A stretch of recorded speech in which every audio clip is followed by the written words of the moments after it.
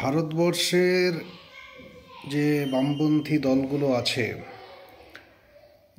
যারা নিজেদেরকে বামপন্থী বলে দাবি করে বা করেন, আমি ব্যক্তিগতভাবে সেই সমস্ত দলের প্রতি আস্থা রাখি না, কিন্তু আমি একজন বামপন্থী হিসাবে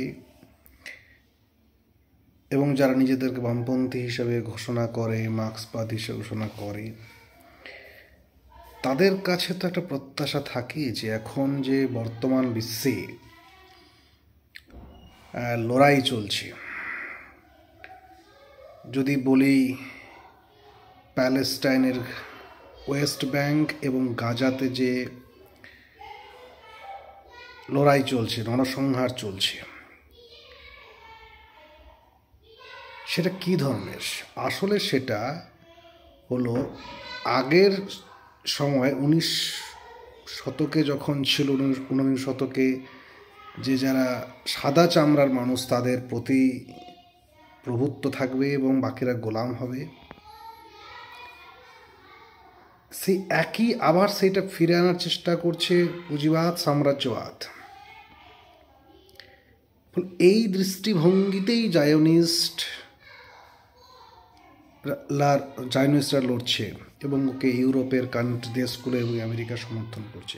কারণ ইউরোপ এবং আমেরিকা এই করে করেই বড় লোক হয়েছে, যে কারণে ওদেরকে আমরা ওই দেশগুলোকে বলি বিকশিত দেশ, উন্নত দেশ, এবং বাকিগুলোকে উন্নয়নশীল দেশ। তারা ভারতবর্ষকে লুটেছে, আফ্রিকাকে লুটেছে, গোটা পৃথিবীতে লুটপাট চালিয়েছে, এখন আবার সেটাই তারা করতে যাচ্ছে। ফলে এর বিরুদ্ধে লড়ছে কে? হামাস লড়ছে, হিজবুল্লাহ লড়ছে, হুথি লড়ছে, নেতৃত্ব দিচ্ছে ইরান। এদের সবাইকে রাশিয়া, চীন সঙ্গে আছে, উত্তর কোরিয়া আছে। কিন্তু আমি অবাক হয়ে যাই যখন ভারতবর্ষের কমিউনিস্ট পার্টিরা, স্বঘোষিত কমিউনিস্ট পার্টিরা এই যুদ্ধকে একেবারে গুরুত্ব দিচ্ছে না। তারা নানান ধরনের কাজকর্ম করছে, কোনো যেগুলো সামাজিকভাবে স্বীকৃত নয়।